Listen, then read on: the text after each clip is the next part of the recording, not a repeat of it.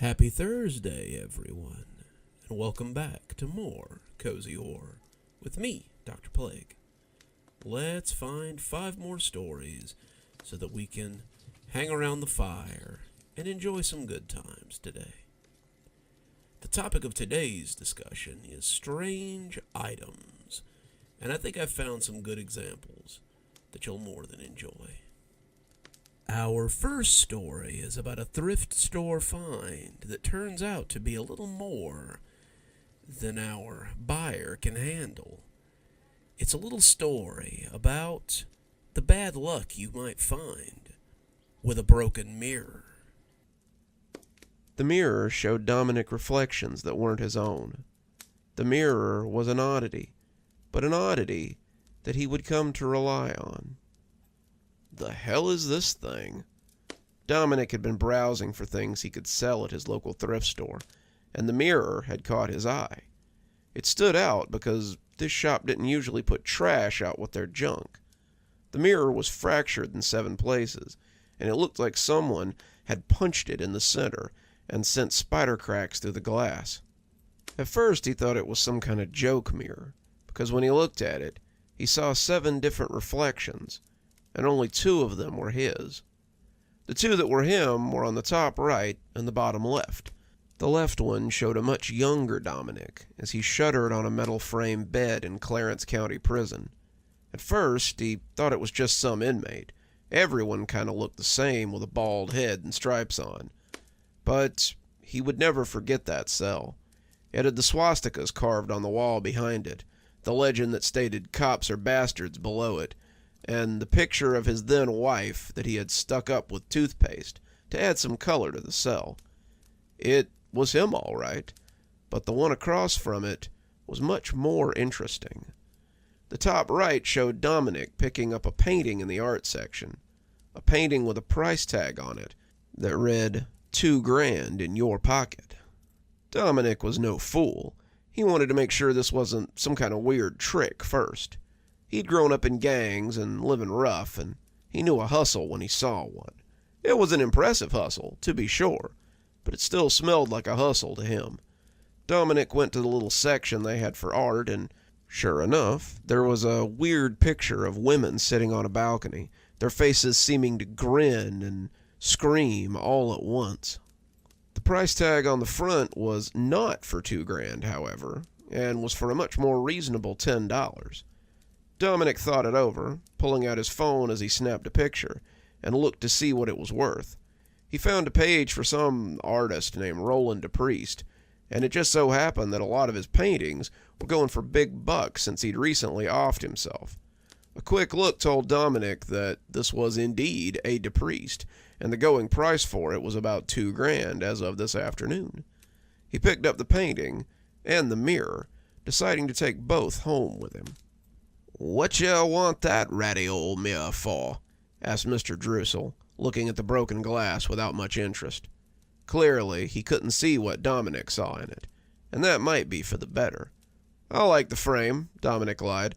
"Think I might use it for something." Mr. Drussel looked at the painting in a precursory way, but shrugged as he tapped it all up on his calculator. $10, he said, holding his wrinkly hand out with expectation. Mr. Drussel did business in cash, and did not truck with the little plastic card machines. "What about the mirror?" Dominic asked, not wanting to get scammed after the fact. "Take it. I can't sell a broken mirror, and the frame looks ugly anyway. If you want it, then by all means, take it off my hands. Just don't cut yourself on the glass. I'd hate for you to try to sue me after I gave you such a great deal on it." Dominic nodded, thanking Mr. Drussel as he left the little shop, with a tinkle of the bell overhead. The painting sold for the proposed $2,000 to a scalper friend of his, and the mirror Dominic hung in his bedroom. For a week, the mirror did little more than show him going about mundane tasks, and Dominic began to wonder if he really had been had. The little inmate still stayed in his cell, sometimes going out for chow, but mostly just staying and looking sad. That tracked. Dominic had spent a lot of his time being sad about one thing or another. Sad that he was stuck in prison for 5 years at first, then sad that his wife had left him towards the end. He tried to figure out what the other spots meant, but they were kind of mysterious. The middle two showed awful things he didn't like to think about. He was a tough guy. He'd been in his fair share of scrapes and seen people get killed in his lifetime. But this stuff was so much worse. People beating kids, people killing their wives, people hurting animals, and everything in between. The one next to it wasn't much better. He could see mothers tucking in starving kids, homeless people crying as they used the last of their money for a bottle of cheap alcohol, even little kids huddled together as they hid from someone. Some of what that mirror showed him was terrible, but some of it was as helpful as the painting had been. The top left panel showed a woman he knew all too well as she went about her daily life. He should know her. She was his ex-wife. The bitch had divorced him while he was in prison and took most of his stuff while he was too incarcerated to do anything about it. She had taken advantage of him while he was at his lowest, and for that, he hated her. In that respect, he thought of that tab as his eternal enemy, and even wrote it on a post-it note and stuck it to the wall. The mirror turned out to be useful when it came to avoiding her, proving itself one day just as he was about to leave.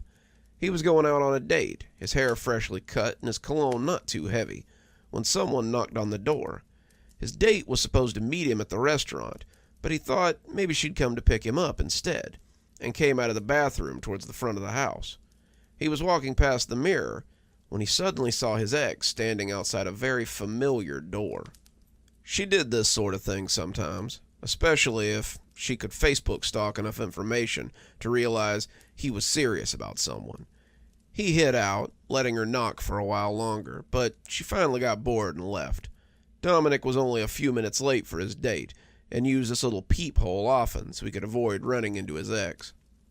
On the other hand, the bottom right panel showed him an older man he had never met before. Watching that guy was like watching lifestyles of the rich and famous. He ate expensive food, drove expensive cars, wore expensive clothes, and went to bed with somebody new every time Dominic noticed. He decided to leave that label blank for now, not really sure what he was seeing or how it would come to affect him. He found that on days when he didn't have anything better to do, he was checking the mirror to see what he could see. Dominic had definitely found some windfalls from the mirror. The 3 scratch-offs he'd won kept his rent paid, but he was looking for another big score like the painting. On the top right, Dominic was back at the thrift store, but it was a different one today. Dominic watched as he picked up an expensive-looking fur coat, putting it on as he preened a little in front of the mirror. Then, he stuck his hand in the pocket and pulled out a diamond watch that, even to an untrained eye like Dominic's, looked expensive. The thrift store was known to him, a little second-hand store on Mulbank, and after checking that his ex was still at her job, he decided to go see if lightning would strike twice. The thrift store wasn't crowded, and the coat was loud enough to be seen from the entrance. Dominic assumed that it would reek of liquor and cheap cigars, looking like some wannabe pimp's prop, but the coat was in immaculate condition. The tag said it was a Vanderfur, a brand even Dominic was familiar with. He put it on and went to the mirror, preening a little as he'd seen himself do. The coat looked good, very good in fact, and it would go well with some of the shoes he had at home. As he stuck his hand into the pocket, however, it was time for the moment of truth. At first there was nothing. Then suddenly, his fingers touched the harsh surface of an expensive watch. Dominic pulled out a Rolex with, honest-to-God, diamonds on the face. The whole thing gleamed obscenely, and Dominic longed to slide it on and feel the weight of it. This was the sort of thing that he had dreamed of as a kid, driving around town in a fancy car, with a hot girl in the passenger seat, and an expensive timepiece on his arm, in a primo coat. He'd be the envy of anyone he knew, but as he turned to go, he heard someone at the counter asking about the coat. "It was a Vanderfur. I donated it this morning, but my watch must have fallen out in the pocket. Please, I beg you, I need that watch back. It belonged to my father, and it has great sentimental value." Dominic intended to walk right on without acknowledging the man, finders keepers and all that, but as he caught sight of him in profile, he felt his breath whoosh out in a gasp. It was It was the guy from the broken mirror. The guy who lived so lavishly. Dominic couldn't have said why, but suddenly he was tapping the guy on the shoulder and holding out the expensive watch. "I heard what you were saying, sir. I came to buy this coat and found the watch in the pocket. It's too nice for me anyway," he said, smiling as the joke fell flat. The older man's smile went ear to ear. "Oh my God, thank you, young man. I can't believe how kind you are." "Yeah," Dominic said. "Me either." The man stood mooning over the watch for a few minutes as Dominic paid for his new coat. It was a little more than he strictly wanted to pay for a coat, but he found that he liked it, and it would help him remember a time when he'd been so generous. He started to think that maybe he could sell it for more than he'd paid for it, when someone stopped him on the sidewalk. The guy was running after him, asking him to wait as the watch threatened to slip off his wrist again. "I owe you something, at least, for being so kind," he said, panting a little as he caught his breath. "It's really okay, mister. You don't have to." "I insist," the man said, taking a watch out of his suit coat that looked almost as impressive as the one he was wearing. "My father bought me the watch you found when I was 18 and about to leave for college. This watch doesn't have nearly as much sentimental value, but I think it will help you nonetheless." He put the watch in Dominic's hand and patted it warmly. "I'm in your debt, sir. Hopefully, I can find a way to repay you someday." The watch was nice. Not as nice as the one he had, but still nice.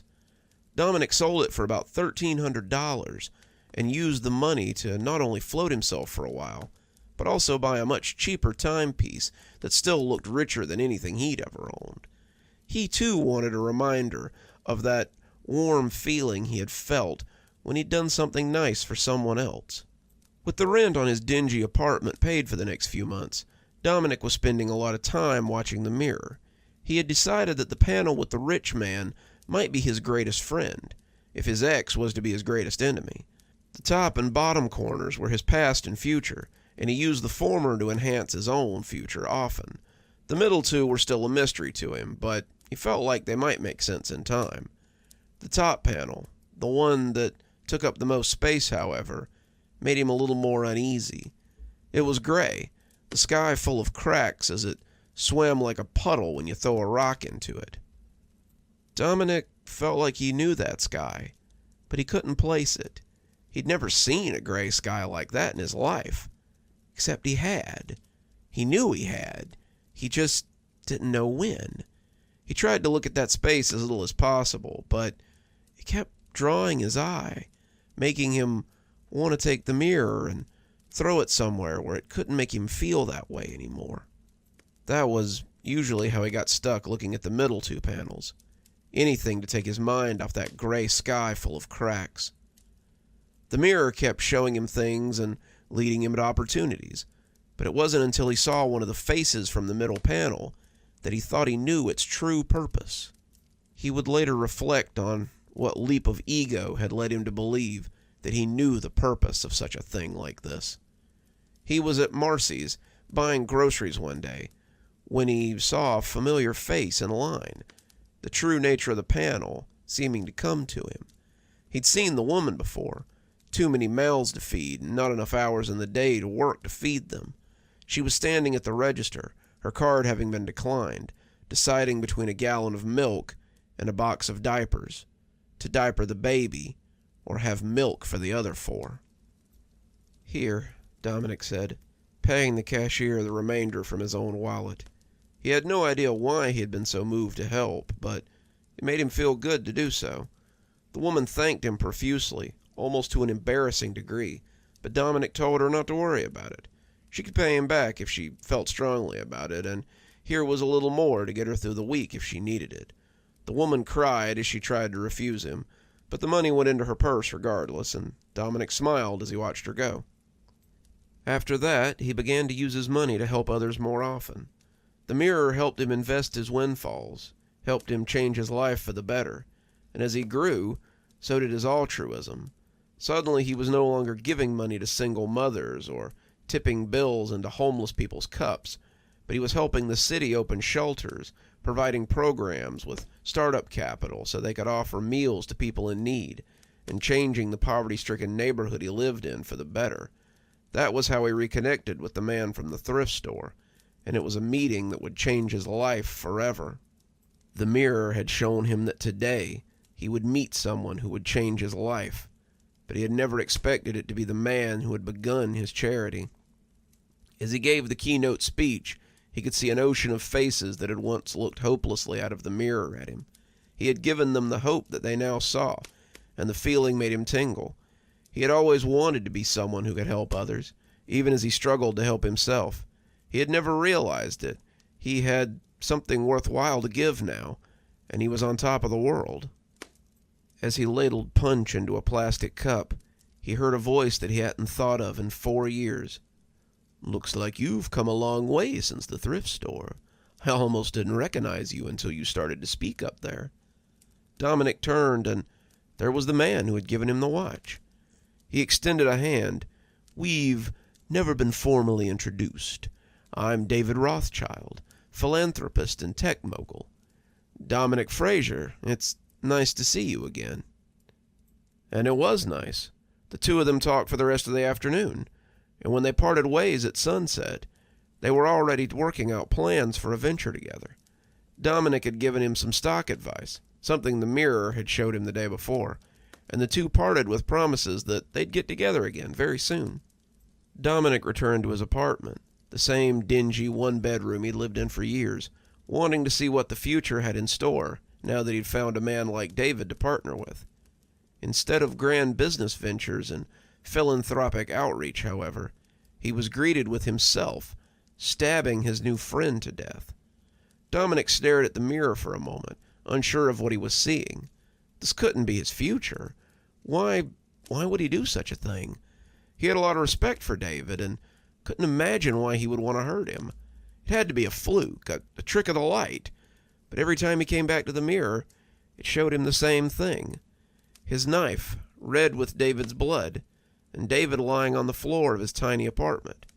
It never changed. It never wavered. And Dominic decided that enough was enough where the mirror was concerned. He put it in the hall closet, shutting it and its proposed future away for good. At least, he hoped so. He spent a lot of time with David in the coming months. The two did a lot of good for the community, for many communities, and Dominic saw himself living a part of that lifestyle that he'd only seen through the mirror. Jet-setting, eating lavish meals, living the sort of life he had always dreamed about, and with a friend like David, he could live that life with an ease that he had never known. Dominic was the happiest he had ever been, or he would have been if not for the dreams. In the dreams, he always saw himself standing over David's corpse as he bled out onto the tacky carpet. In the dream, he could hear the sirens approaching as he stood over the man like a conquering hero. In the dream, Dominic knew that his life as he knew it was about to come to an end. It started very subtly. Dominic began spending days back at home instead of with David. He was busy with other projects. He needed to give attention to some local charities. He needed to reconnect with his roots and remember the people who needed him. These were all excuses he gave his new friend, but in reality, David had begun to resent his business partner. David Rothschild, who had everything except a criminal record and a checkered past. The more he thought about it, the more he wondered if David was going to mess him up on purpose. Did he know that Dominic was supposed to kill him? Was this his way of stealing his happiness? Just like that bitch of an ex-wife of his. Were they in this together? Was she so unhappy with his success that she would stoop to making him miserable again? Dominic spent all his time in his apartment, staring at the mirror and willing it to show him anything but the bloody end of his happiness. When the knock on his door came, he realized he hadn't left that apartment in weeks. He was wearing the same clothes he'd been wearing the day before. Or was it the week before? They clung to him sweatily, and the smell from his pants made him think that he might have soiled himself. Now that he was back from his trance, he wondered when was the last time he had eaten. His stomach growled angrily, and he'd gotten up to go to the kitchen when he heard the knock again. "Dominic, are you there? Your secretary said I could find you here. Are you home?" David again. Dominic got up, walking angrily to the door. He could send him away. Better lose a friend than lose his life. He liked David a lot. He was a good friend, but he liked being a free man more. He had wasted 5 years in prison, and he'd be damned if he'd go back. He didn't care what some mirror had to say. He wasn't going to let anyone jeopardize his future. "Go away. I don't want to talk to you." "But why? What did I do?" Dominic closed his eyes, trying not to let the rage that was building behind them out. What had he done? Like he didn't know. He was only trying to steal his freedom from him. "I don't owe you an explanation. Please, just leave. I don't want to hurt you." "I'm not leaving until you tell me why you're acting like this. I'll stand here all night if I have to. I just want to see what's going on with you. I'm worried, Dominic. I'm worried about you." Dominic didn't remember opening the door, but suddenly the two men were face to face. Some of his neighbors were peeking out of their apartments, trying to see what was going on. Dominic just knew they would be something to talk about tomorrow, and he shuddered to think what sort of stories they might weave. A lover's quarrel? Maybe David had stolen Dominic's girlfriend. Maybe they had stolen money from each other. Who was to say? And all of it would likely paint Dominic the worse for it. "I don't want to talk to you. I don't want to see you. Can't you just respect my wishes and... Something's going on. You're not acting like yourself. Did someone say something to you? Did you hear something? There's a lot of rumors going around about me. It's the same with most rich people in my circles. I just want to know why you're so..." Dominic was sick of hearing it, and shut him up the only way he knew how to. David's tooth flew down the hallway when he hit him, and suddenly the two of them were rolling around the floor and throwing punches. It was the kind of ugly fighting you see in desperate people, and as it rolled into the apartment, Dominic realized he couldn't pummel David into submission. Despite being a decade older than him, the man was in better physical shape than he ever had a prayer of being. As David rained down blows on him, Dominic sent his hands searching for something to defend himself with.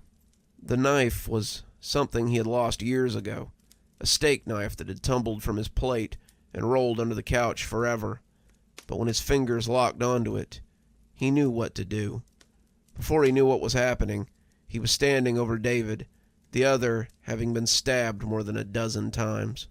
The sirens were coming, and as Dominic let the knife slip from his numb fingers, he realized they had taken it from him anyway. His life, for better or worse, was over now. Well, not all of it.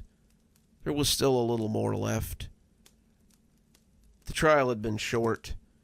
They had found him in the apartment, with the murder weapon, and the victim, his prints all over both of them. There had been witnesses that had seen the two fight, and it seemed to be an open and shut case. The Rothschilds found a slew of witnesses willing to testify that Dominic had been the aggressor, and with his checkered past, all his lawyer could do was get him life. It had been a sham of a trial, and Dominic didn't know why the court had bothered with it. They wanted him to be guilty. The Mirror had told him as much, and now his life was over. The guards at Clarence County smiled knowingly when they saw him get off the bus. "Welcome back," that smile seemed to say, "and didn't we tell you you'd be back?" As he lay on the floor of his old cell, the cell they'd seemed to think it was so funny to put him back in, he realized what the gray sky had been showing him all along. As he lay on the filthy floor and looked at the cracks in the ceiling, he finally realized why they had looked so familiar. This was his life now, his life and his death, and he wondered how long he would have to look at those cracks and that pitted, pitiable concrete before someone came along and put him out of his misery. If the Mirror knew, it certainly wasn't telling anymore. It's funny sometimes, the things you might find in the bins at your local Goodwill. Coming up next, we have an odd item involved in a bit of ritualistic punishment that seems to be a little more than generational.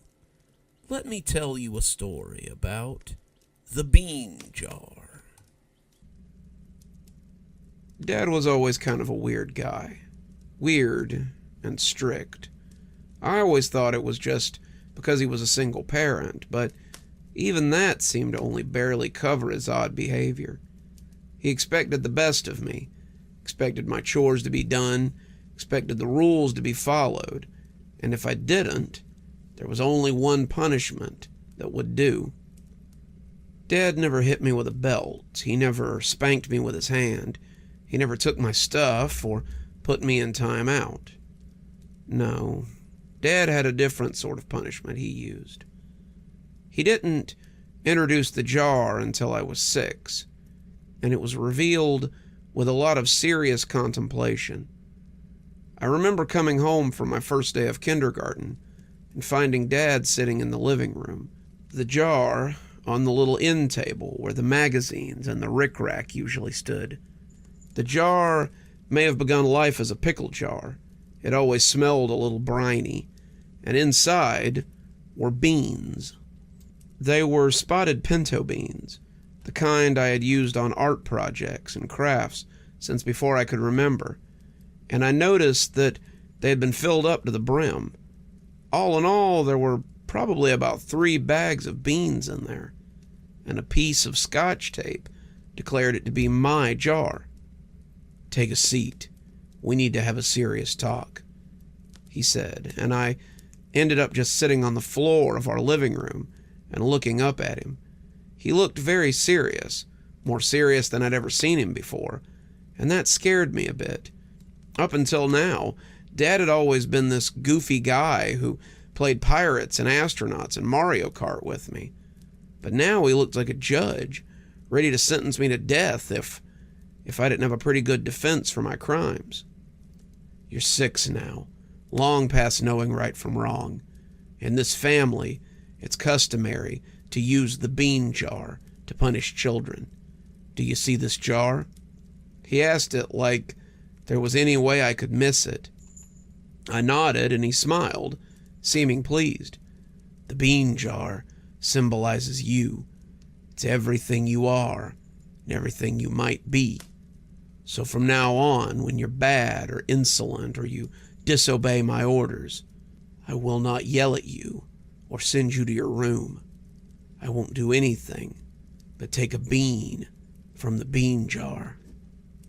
I almost laughed. Was this a game or something? Was I supposed to be scared of a jar of beans? This had to be another one of Dad's jokes. Dad was always doing stuff like this, telling me how the monsters in my closet could be kept away by a teddy bear, or that the cavity creeps would eat my teeth if I didn't brush them twice a day. Dad was a goofball. He had always been a goofball, but I think it was his face that made me wonder if he was joking or not. Throughout the whole thing, he just sat there, deadly serious, and never averted his eyes from me. "You're a smart kid, just like I was. I see now that you'll need an example. You may think this is just a regular jar, but you're wrong." He reached in and picked up a bean. Dead wrong. He didn't even take it out. He just lifted a little, hovering it over the pile. But he didn't need to do anything else. Suddenly, miraculously, it felt like someone was touching my brain. It was the feeling of getting a sudden sadness, a sudden bit of anxiety, and I wanted him to drop that bean back into the jar. I needed to be whole. I needed all my beans, and he must have seen that on my face, because he dropped it back in, and I trembled as I tried to make sense of what had just happened. "I'm sorry, but you have to know what's at stake here. You're my last chance. I have to make sure that you're perfect. And the bean jar knows perfection from flaw. My own father used this method, and his father, and his father before him. The bean jar is always used until the child's 18th birthday, or until all the beans are gone.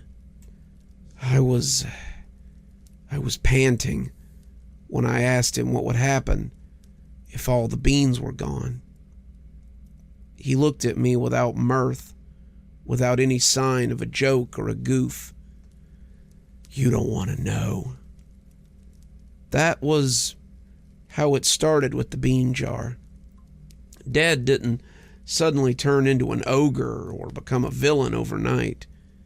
He went back to being the same guy he'd always been. We would play video games together, build with my Legos, play pretend after school. My dad had never scared me like that before. He and I were always really close, but I remember how he would get when he had to take beans out of the jar. His face would become completely neutral, and he would walk to the jar and take out a bean before crushing it between his thumb and forefinger. The bean jar was utilized even for the most trivial of infractions. Forgot to wash my dish? Lose a bean.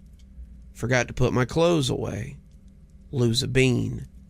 Stayed up too late on a school night? Lose a bean. There was no escalation either. There was never any difference between forgetting to clean up my toys or yelling at Dad because I was frustrated. It was always one bean at a time, ground to dust between his large, calloused fingers. He would look at me, too, with this mixture of pain and resolve once it was done, his stoicism only going so far. Those times he took a bean, however, were unbearable. It felt as if each bean was a piece of my psyche, and he was turning it to dust. As a child, every bean made me hyper-aware of my actions, but I was still just a child. Sometimes I forgot things. Sometimes I was lazy. Sometimes I thought I could sneak around and get away with not doing what I was told. I was always caught, always punished, and I always fell into a state of anxious, nervous emotions once it was done. I hated the way it felt when he crushed those beans, and I didn't want to lose another one.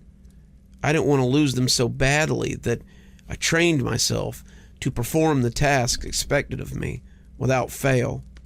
5 a.m., start the laundry. 5:20, make breakfast.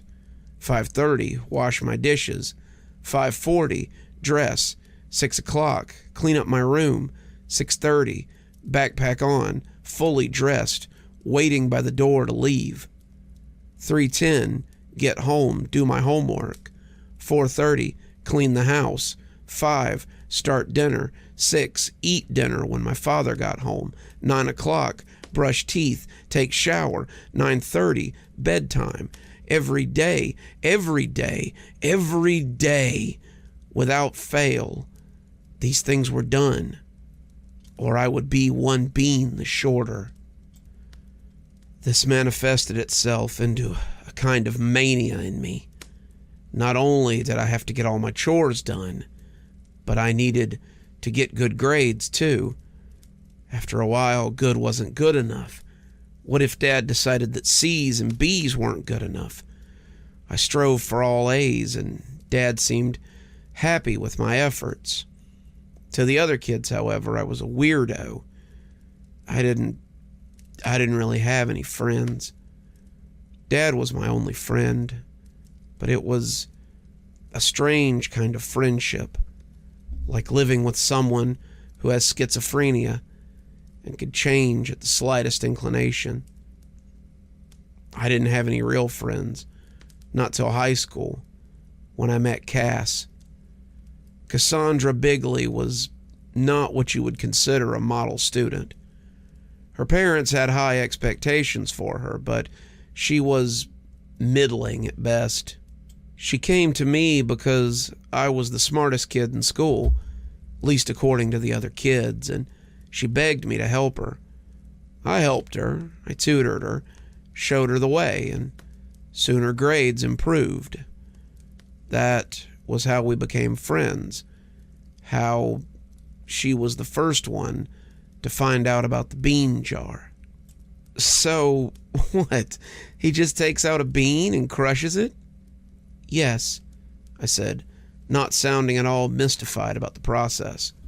And what? I mean, you have less beans? I thought about it. Dad had never actually told me what would happen, only that it would be terrible.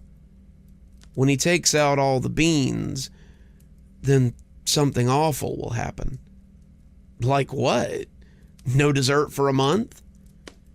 I don't know, but I know that when he crushes those beans, it's like a piece of my sanity is mushed. I feel crazy after he smushes a bean. I don't like feeling that way. I don't like it at all. I started crying. I hadn't meant to. I was 16 and I never cried anymore. But Cass didn't make me feel bad about it. She just held me while I cried, and eventually I stopped. It had felt good to be held. Dad hugged me, but he never comforted me. I didn't have a mom, someone whose job seemed to be comforting me. And as Cass held me, I realized what I had been missing all these years. I had been missing a mom that I had never even known. We hung out a lot after that, Cass and I. Despite our age, it was never inappropriate. She gave me something I'd been missing, a friend without the threat of punishment looming over our relationship. The realization made me feel different about my dad. He was still the lovable goofball that he had always been, but I started to see how our entire relationship hung under the shadow of that bean jar. As I pulled away, he became more sullen, more suspicious, and I saw him holding the bean jar sometimes as if he wished to smash them. If I wasn't misbehaving, though, he couldn't. That was always the deal, and he knew it. I knew it, and he knew that as long as I abided by the rules, he couldn't punish me. Despite how it will sound, Dad was never cruel about the bean jar. He never used it to take out his frustration. He never came home and punished me simply because he had had a bad day. The rules were established. We had both agreed to them, and I knew that by following them, I could be safe. I think, deep down, Dad really did think he was doing the best for me, thought he was molding me into something better than I could be. And I guess he was right. Though it wasn't fair. Not really. Then, one day, after coming home from Cass's, it all came to a head. Dad was supposed to be at work, so Cass and I came back to the house to play video games. She had never even seen a Super Nintendo, and she wanted to play some Mario Kart with me. We had come in, laughing and making jokes, when someone cleared their throat loudly, sending a chill up my spine and turning me slowly toward my dad. He was sitting on the couch. He looked so much like he had the day that he had introduced the bean jar, and he was wearing that look of pain and resolve. You come home late, your chores aren't done, your homework is undone, and you've brought someone here without my permission. Why have you decided to break the rules like this? I saw the hammer come down on the table, but I hadn't realized what he'd done until then. It turned the bean that he had laid there into smithereens, and I shuddered as I gripped my head and moaned. If he noticed, he made no comment. He just brought the hammer down on another one, and I nearly vomited as a pain like no other went through me. He had lined up 4, one for each infraction, but he had never done anything like this before. It had always been one at a time, and that had been bad enough. This, however, was unbearable. "Stop it!" Cass yelled. "Whatever you're doing to him, stop!" But he cut her off. He grabbed her under the arm and heaved her towards the door. This is your fault. You've changed him, made him forget his purpose, but I won't let you kill him. You aren't allowed in this house, never again, and I put her down," I growled, finding my feet and weaving only a little. "You will not touch her." My father looked at me, not believing what he was hearing. "Put her down now," I repeated, stepping up close and getting in his face. You dare to challenge me? You're no different than the rest. I tried to raise you better, but it appears I was a fool. I'll smash every damn bean in that jar if I have to. When all the beans are gone, you'll cease to exist. I'll smash every damn bean in that jar just to prove... Just to prove... But he never finished. He let go of the hammer as he clutched at his chest, and it fell from his grip as he grasped at his shirt front. His face had gone from red to purple, and before he hit the ground, it was nearly black. I just stood there for a moment, listening to Cass beat on the door and ask what was wrong. I couldn't answer. I just stood there, feeling like I was suffocating as the realization that my father was dead fell across me. That was 2 years ago. I've been living with Cass since then, her parents taking me in gladly. Cass and I are getting ready for college, and that's when I remembered the house. It's still there, still sitting on the same lot, and I decided that it might be good to sell it so I can pay tuition. There were things inside as well. I've been back a few times to get things, and I knew my father's room was essentially untouched. The police hadn't bothered to search the place. Dad's death was no mystery, after all, and they decided that he had died of a heart attack and saved me a lengthy interrogation. I started cleaning it out as summer began, selling what I could and donating what I couldn't. I found pictures of my dad and I, taken in better times, and far too soon I'd cleaned out everything and was left with only my father's room. I paused at the door, almost feeling like a burglar when I thought about going in there. But finally I decided that this was my house now, and this room was as good as mine too.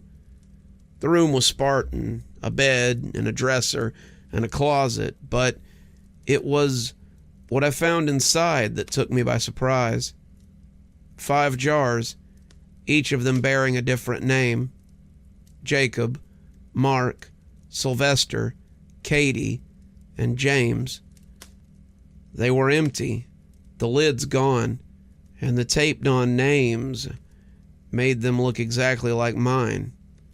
What the hell was this? Who were these people? I didn't know any of them, and no one but Dad and I had ever lived in the house. It had always been just the two of us. Always just... No. But no, that couldn't be true, because my mother had once lived with us. There in the back was a 6th jar, the glass broken, but the tape intact. Maggie. "When the beans are gone," I heard Dad's voice echo in my head, "then you cease to exist." Had the names on those jars been real people? Had I lived with them and simply didn't remember them? How could you remember people who never existed? I sat there for a long time, trying to make sense of it all, and finally decided to write this before it gets unclear. Apparently, Dad wasn't as crazy as I might have thought, and maybe I should have been more respectful of the bean jar. It sits on the shelf in my dorm room now. I took it from the house before I sold it, and I guard it jealously. I don't know if it still works the same now that Dad is dead, but I'm not taking any chances. As much as it hurts me to say, it's always interesting to see such a new and innovative punishment. Coming up next, we have a story about something sought out by people in the writer trade. You know, people like me. It's always nice when you get a story whispered under the crack of the door. I met my husband when we were in college together. I was working on my bachelor's degree, helping out in the library for some needed extra cash, when I first laid eyes on him. He was not the usual sort of man I fancied, more bookish than muscly. I found him charming in his own way, and we struck up a friendship. He told me he was a writer, that he was working on a book of short stories to submit to a publishing house. I offered to read them, and from that moment on, I became his biggest fan. His stories were so visceral. He wrote not as a writer, but as a first-hand observer, and it wasn't long before his work was noticed. We were living together by then, our library friendship having blossomed into something more, and I could see how giddy he was when the letters came in from Bowding Publishing. When he read how they wanted to publish his book, I think it was the proudest moment of his life. He kept writing for Bowding, his stories finding a niche with the horror community. He also started selling his pieces to magazines and online sources, getting his name out there and becoming more recognizable. As his fame grew, however, he still jokingly called me his biggest fan. I couldn't argue with him. I genuinely loved his work. He wrote the sort of stories that were genuinely terrifying and enticed the reader to keep reading until the very end. As his stories grew in number, I found myself curious about where they all came from.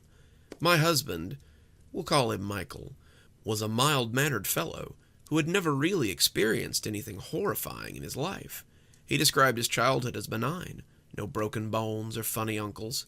His family was loving and doted on him constantly. He had never been without. He had never really suffered, and I found myself very curious about where all these nightmares came from in such a beautiful mind. Then, over drinks one night, he told me. He didn't like to talk about, where he got the stories from, not when he was sober. He always said that discussing the creative process was boring, or that his story's technical aspects would bore me to tears. I wasn't fooled, though. Beneath his jokes was something colder, something fearful. So one night I pressed him. He still didn't really want to talk about it, but I persisted. Finally, after a lot of coaxing and some strong whiskey, he all but blurted his answer to me. I wish now that I hadn't asked. "It's the door," he said, and at that moment he seemed almost afraid of his own words. The door? I was confused by the queerness of his answer. What do you dream about? He asked the question so suddenly, I was taken by surprise. Oh, I don't know. Normal things, I guess. What I did the day before, movies I've watched, weird things my mind cooks up. I've only ever had the same dream my entire life. It's always the same. It never changes. It's where I get all my ideas. I leaned forward, intrigued by what he was telling me. He seemed emboldened by my attention. The door lies in space. At least I believe it must be space. It floats in a great void, and every night I visit it. I float through this void naked, an umbilicus connecting me to whatever lies beyond. Every night I approach the door, and every night it whispers to me through the keyhole. Do you remember the little journal on my bedside? I nodded, begging him to go on with my eyes. I've trained myself to write the things I hear while sleeping. Sometimes I see pictures or faces when I look through the keyhole. Sometimes I hear terrible words spoken by creatures I imagine to be beyond my description. Sometimes I have to close my eyes and will myself awake because I'm afraid that the things they tell me will drive me insane.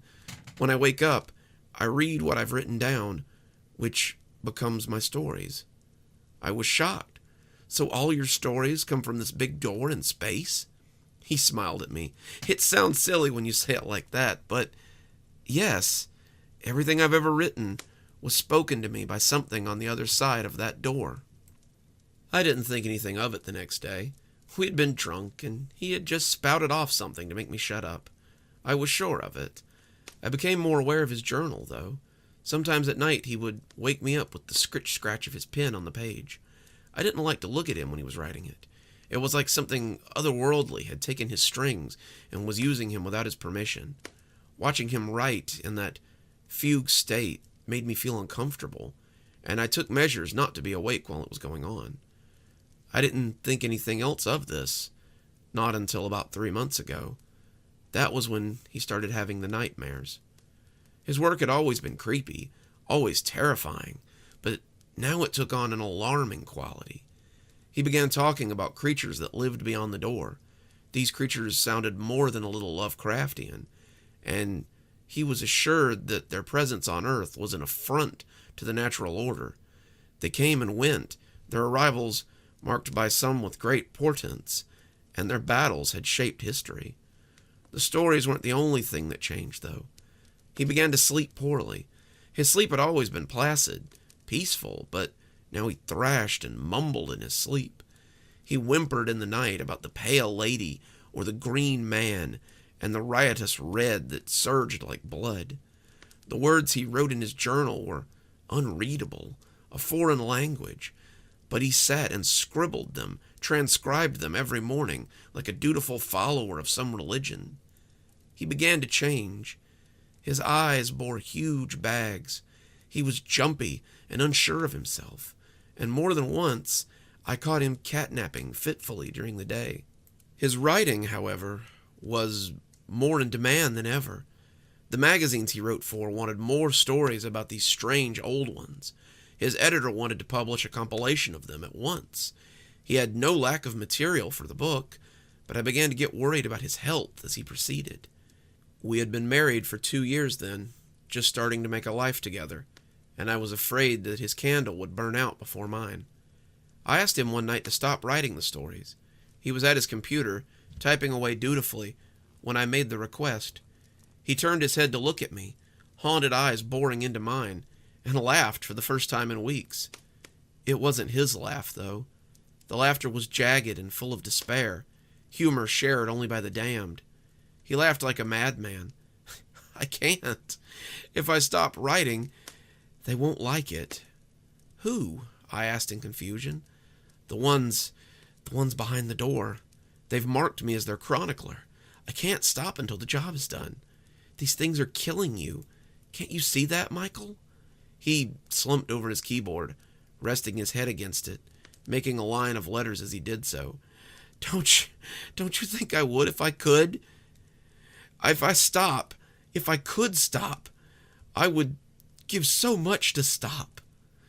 The things they tell me, no one should have to know these things. It's fruit from the poison tree, and I wish I did not have the knowledge that they've given me.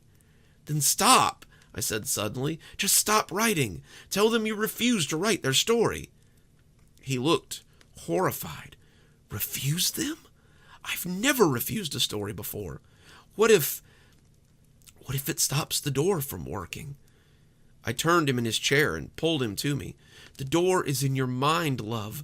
The way it manifests is nothing more than your own mind working through your stories. The monsters are of your own making. You control them. They don't control you. At that moment, he looked relieved. He hugged me back and seemed on the verge of tears. I don't think he had ever thought of those nightly excursions as anything but in a literal sense. He had never imagined that these things could be of his own creation, and the knowledge had made him feel free. I'll tell them tonight, then, he said with a smile on his face. I'll tell them that I don't want to write about them anymore. I'll tell Fred that I don't want to continue these stories in the morning. He won't like it, but he'll understand. He went to bed then, and I figured that would be the end of the nightmares.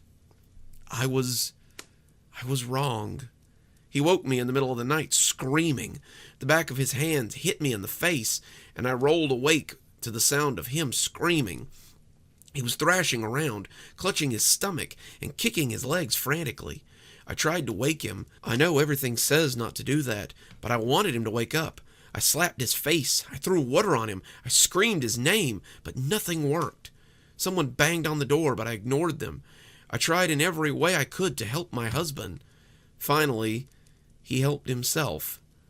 We were in the ER. The knocking person had called the paramedics, and they had burst in. They thought someone was being murdered, but they loaded him up and took him straight to the hospital when they saw what was going on. He lay in an ER bed, screaming and kicking until they finally restrained him. He went right on thrashing and yelling until nearly 4 a.m. Then he gasped loudly, like a diver coming up from a deep depth, and seemed to come awake.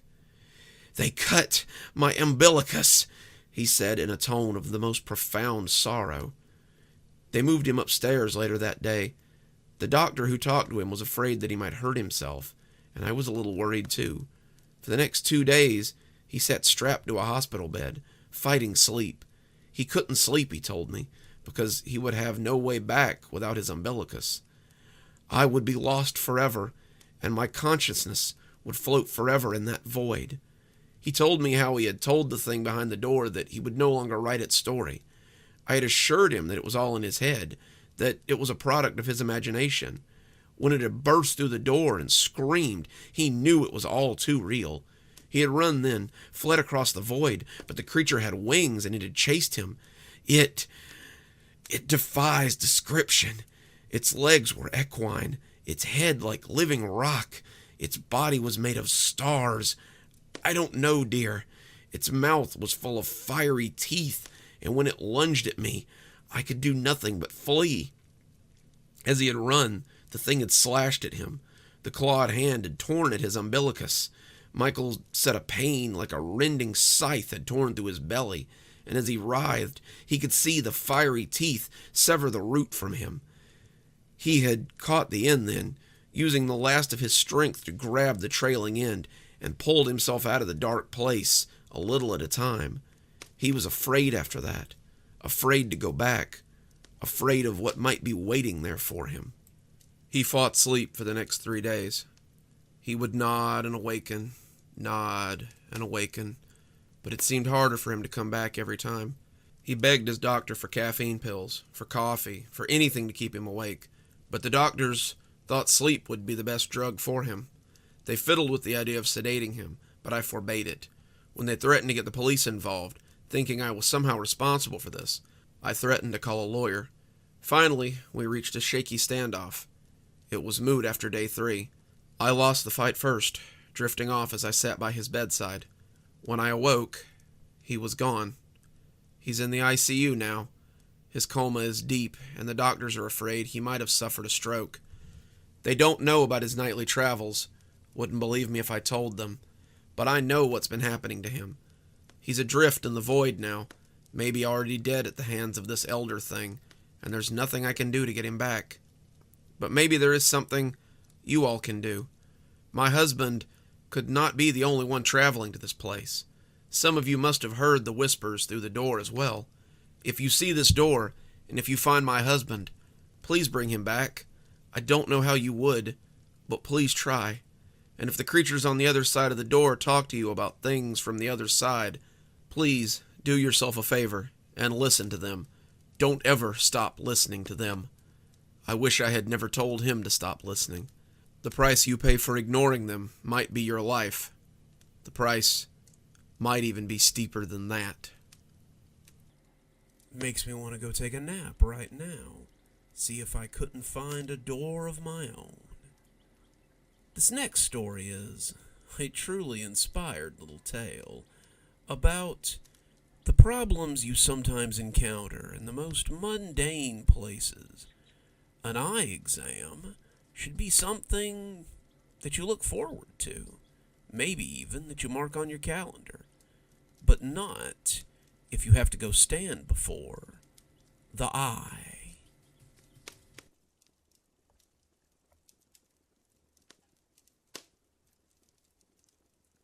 Have a seat, they offer, that unyielding, uncaring beast of torture, who beckons sweetly to seat you at the mouth of hell. You've been here before. How could you have forgotten? Your mind remembers that last torturous exchange at the hands of the Eye. Has it been that long already? It seems like only yesterday that you sat before the device and were made quivering, supplicant before its undeniable power. You beg with them, you plead with them, you offer them excuses that ring more and more hollow than the ones before. They smile that implacable smile and tell you that it's all part of the procedure and that you must have a seat.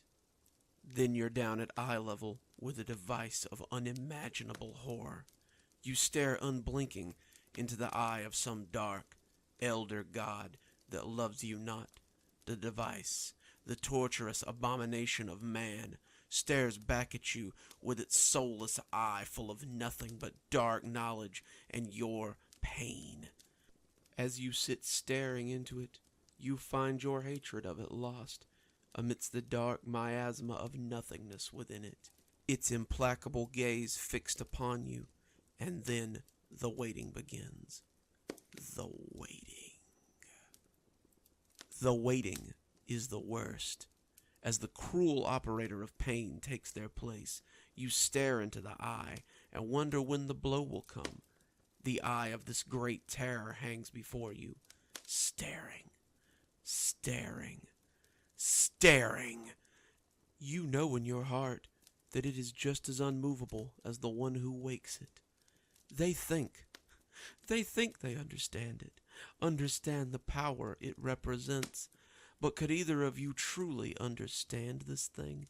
If God appeared before us in the sky, splitting it asunder, and some towering eye looked down through the tear, could any of us really understand it? Our thoughts and prayers and feelings and terror are as insignificant as white noise before the eye of this nightmare creature that sits a mere nose length from your own precious eye. Oh God, it's moving. As it moves and slides and takes its position, you suddenly wish for the waiting again. The waiting was worse, but the waiting was safe. And now this monstrosity is alive. It takes its time and gets into position, its movements more graceful than any hunting cat. It stalks your tender orb. What does it want? Why doesn't it just get it over with? You're powerless before it. Even if you could rise, you wouldn't, as it takes its time and finds the most delicate part of your treasured eye. You wait and hunch and hope you're ready for its strike. A single dry puff into your already exposed eye, and you jump and writhe with fright and imagined pain. Then you laugh. Of course you laugh, because it's just an insignificant puff of air. You hardly notice the other eye, as a similar breath of the beast's fell air assaults it, and the mistress of pain and anguish declares you done. She invites you to rise, and you move away from the machine that could never really hurt you. It could never threaten you. You forget your fear. You forget your terror. But how well we remember when it comes time to stand before the eye again.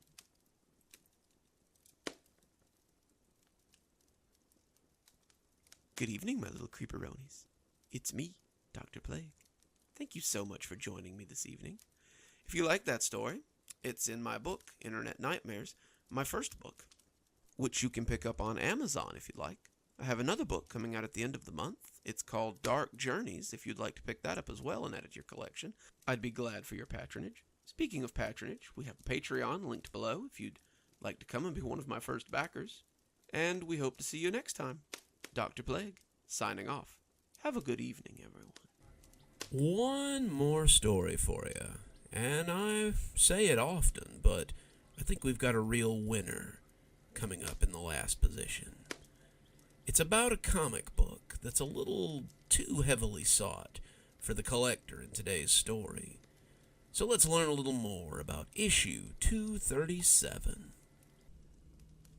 I have acquired Khazar the Amazing, issue 237 to be exact, and it scares the crap out of me. I'm a collector of rare comics. Well, not really a collector, I guess. I never keep them for very long, you see. I prefer to sell the comics for big bucks. I buy them from Goodwill and garage sales and estate sales, anywhere I can pick them up cheap, really. I'm in it for the profit, pure and simple. But today, I may have found something that I wasn't quite prepared for. Briarcliff Estates was having an estate sale, and I knew that there would be some interesting pieces there. Mr. Briar had died at the ripe old age of 103 and was said to be a notorious pack rat. His wife and son had died years ago, both under mysterious circumstances, and Briarcliff had gained an air of mystery ever since. It was said that his house was full of things, everything from antiques and collectibles to, well, downright garbage, and I wanted to have a look. The sale was even grander than I had expected. There were halls cluttered with antique furniture, shelves full of old books, antique kitchen appliances, Persian rugs, strange art, odd articles from around the world. All the trash had been cleared away, and all the items for sale had been tagged and were on display. A large crowd had gathered, and I was more than a little interested in some of the books for my shop. The auction seemed like a total waste of time, though, right up until the last lot.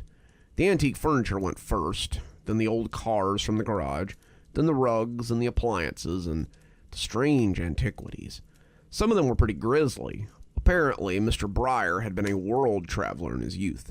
He had collected things from Africa, Russia, Germany, China, all of them with an eye towards the occult. I actually found myself bidding on a wand made of pure ivory, something my Harry Potter fans would have doubtlessly paid a lot of money for.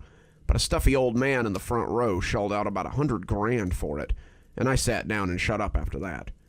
He had long white hair and an imposing beard that hung down past the waist of his immaculate gray suit.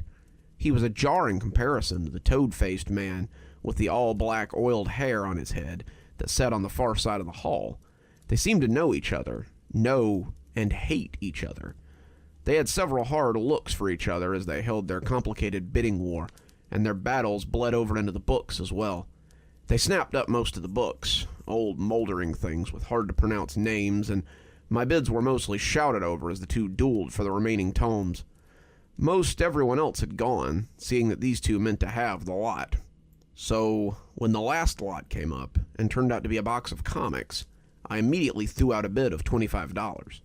I hadn't expected to see any comics here, my focus being on the antique books, but this seemed to be the only thing that these two weirdos didn't want. The bid went once, went twice, and then sold as the two glared at each other from across the room. I took my box of dusty old comics and scuttled off before either of them could realize that I had been there. I didn't realize what I had until I got home. I took them to my office and set to work. First a shower, then a change of clothes. Old comics can be finicky, and I like to be comfy when I appraise them. Then the gloves came on, a nice set of reusable rubber ones, and I put on a hairnet, too. Can't be too careful with old comics. After I was set, I opened the box and had a look. I was not immediately impressed. Mr. Briar, it appeared, had a thing for old Hanna-Barbera comics. There were some Yogi Bears, about 10 Huckleberry Hounds, some Tom and Jerry's, and a few wacky racer comics that I'd never even heard of. I set those aside. Hanna-Barbera comics never retail very high, unless you have some of the rarer pieces, that is. They were all in bags, though, and looked to be in pretty good shape, so I could at least get asking price for them. Next came some old Johnny Quest comics, and they also went to the side. Then I pulled out some old detective comics that looked to be from the early 40s run. They were bagged and looked to be in great shape. I sat those on the desk by the computer. It looked like my purchase wouldn't be entirely in vain. There were some other things in there, some well-loved action comics, a few Batman issues from the late 60s, and a single issue of a comic series that I had never heard of. Sitting at the bottom of the box in a plastic sleeve that looked to be caked with dust and, maybe soda, I guess, was a copy of Khazar the Amazing, issue 237. I had never heard of Khazar the Amazing, and he appeared to be some sort of magician detective or something. I was also unfamiliar with Keystone Comics and decided to go do some research. As I brought it over to the computer, though, I felt a strong urge to drop it and just walk away. The comic felt weird, even through the gloves, and the bag was tacky in a way that soda usually wasn't. I don't know how to describe it. It was like the comic didn't want to be held. I shrugged it off at the time, but I can feel it now as it sits on the nightstand beside my computer. It doesn't want me to touch it. I looked up Khazar and found that it was part of a debut series from Keystone Comics. Khazar was in fact the only comic series they had put out, and it had a very limited run. Less than 500 issues of each comic were ever made, and they were extremely rare and not often seen at auction. Issue 237 was actually the last issue ever printed before Keystone Comics burned to the ground in 1975. The fire was supposedly investigated and ruled as an accident, despite 4 people having perished in the blaze. Chuck Landstar, the owner, and the writer of Khazar, his assistant, Mike Dre, and the illustrators who worked on the comic, Jug and Dale Trebolo, had all been killed in the fire. The series had never seen the light of day again. Apparently this issue had less than the usual amount on the run. Even in its ratty condition, it was worth over $1,000. Cha-ching. $25 for $1,000 seemed like a great deal to me, and who knew what kind of bidding war I could get on this thing. I gingerly removed it from the bag and threw it away, as no customer would want it in that state. The comic itself was ragged, the spine bent, some of the page corners damaged or missing. The pages themselves looked pretty good, old but good, until I got to a spot near the back.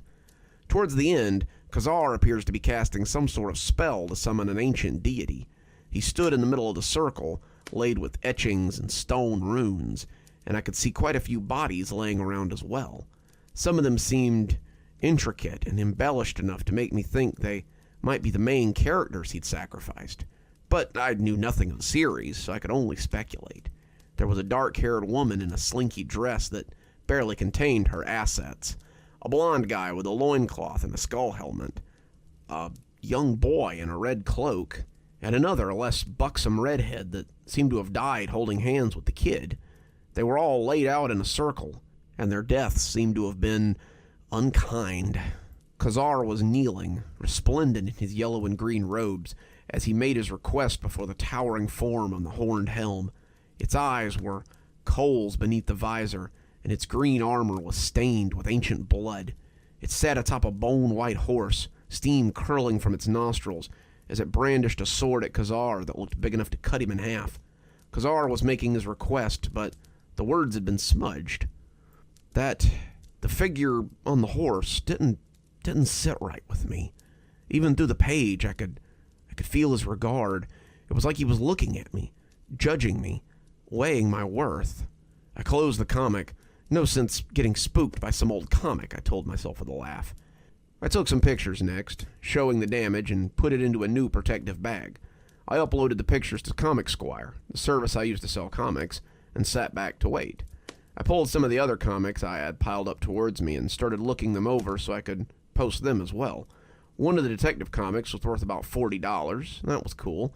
Another was worth about $30. Excellent. And I heard a ding from my computer and looked up to see that Khazar had an opening bid of $500.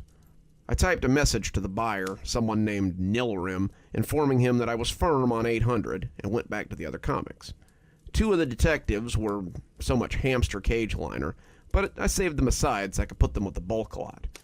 2 more were worth about $30, and I just started looking up the 7th when my computer dinged again. I looked up to see that the same buyer was offering $800, the price I listed it for, and I nodded and turned back to my work. The bid would sit on the site for an hour, allowing others to bid if they wanted, but I figured this guy would get it, and I would be $800 the richer. I'd barely gotten the 7th comic out of the bag when my computer dinged again. A new bid had come in for $1,000. I checked the buyer, and this time it was a new guy named Morgul. He was offering an extra $50 for overnight shipping. That made me raise an eyebrow, but I suppose he wanted to make sure it arrived undamaged. After all, this was a rare comic, and I sent him a message accepting his offer should he win. I had barely sent the message when Nilrim got back to me with $1,200. This went on for a few hours, and as the bids went up, the bidders began to message me. That was when things got bizarre. From Morgul, Dearest seller, the user Nilrim is trying to purchase your wares under false pretense. He is my rival and merely wants to own the comic so that I cannot. I implore you to award the sale to me and ship with all haste. His wording was strange, but it was nothing compared to what his rival was about to send me. From Nilrim. I must ask that you not sell this piece to Morgul. He wants it not for scholarly endowments, but for his power, and it will bring him much. I must have this item so that it can be sealed away from those who might use it for ill. Thank you. I furrowed my brow at this one. Sealed away from those that might use it for ill. It was a damn comic book. I had barely finished reading the message when I saw that Morgul had sent me another message. From Morgul. I see that you have not offered me my preference in this matter. Has Nilrim offered you something more in return for this item? I assure you I will match whatever offer he makes, no matter the cost. That took me by surprise. These guys were clearly serious collectors, or weirdos, and they could likely pay big money for it. I didn't have to do anything. All I had to do was stay quiet and let these two drive the price up on their own. Simple economics. They wanted it, I had it. Suddenly this ratty comic was looking like a cash cow to me. Even then, I hadn't realized the real value of the piece. I heard the computer ding as a new message from Nilrim came up. Please, I implore you not to be swayed by Morgul's boasting. If he gets the tome, it will be devastating for our world. I implore you to sell it to me. Money is no object. Name your price, and I will pay it. I sucked in air through my teeth, my small pile of potential profits forgotten. This fellow had basically written me a blank check. How much would be too much? He had said that money was no object, but there was always a limit.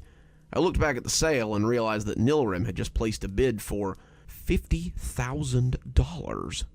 Morgul quickly countered with 60, and the two went right on sparring as I watched. I pulled up Nilrim's message again, and that was when I realized that his profile had a picture attached. I clicked on it and realized that this was the same guy from the auction today. This picture was of a grandfatherly-looking man, long white hair and beard that was downright Gandalf-esque. He was in profile in the picture, just his head and shoulders, but I was willing to bet it was the same guy. This Morgul character was likely the other man, the one who had looked like a toad and been afflicted with all that greasy black hair. They were just continuing their antics from the auction, and I was surprised they had any money left after all the crap they had bought earlier. Another message from Nilrim came in, and this one had a link at the bottom to a news site. This must end. Morgul must not be allowed to own this spell. See what it has wrought last time it was unleashed upon the world. The link brought up an article about Briarcliff Estate. 4 bodies had been found on the grounds nearly 20 years ago. They had been arrayed in the garden, the photos looking very similar to the one in Khazar, minus the bodies, of course. Those had been replaced with tape outlines, but their placement was undeniable. Briar's wife, teenage daughter, nephew, and the brother that had been killed in what seemed like a cult activity. Briar had immediately been the first one to be suspected, but some combination of money and alibis given out of fear had cleared him. Still, his reputation in the community had been well earned. Had Briar made a deal with that horned demon? Had Briar possibly discovered something that had led him to fill his hallways with junk in an attempt to insulate himself from whatever might come for him? I saw I had a message from Morgul, a message with his final offer. The link in his message was of a Google Maps location. It was my address. His last message was much less formal and much less pleasant than the others had been. I'm coming for what's mine. See you soon. I've been sitting in my office writing all this down for the past hour. I've locked the doors and called the police, but they don't seem to be taking this very seriously. The numbers on the bid haven't gone up in an hour, and even though Nilrim had won, I'm afraid he's never going to get what he paid for. I can see someone moving in the yard outside the window, but when I try to call the police, it just rings and rings. I don't know what to do. I can almost feel this comic watching me, even as whatever's outside keeps moving around out there. The sun will be going down soon. I wonder if they'll find my body here or by some circle in a garden somewhere. And just like that, our stories are at an end for another day. But do please come back and hear more great stories tomorrow, here on Cozy Horror. Until then, this is Dr. Plague, wishing you a wonderful day and a spooky evening.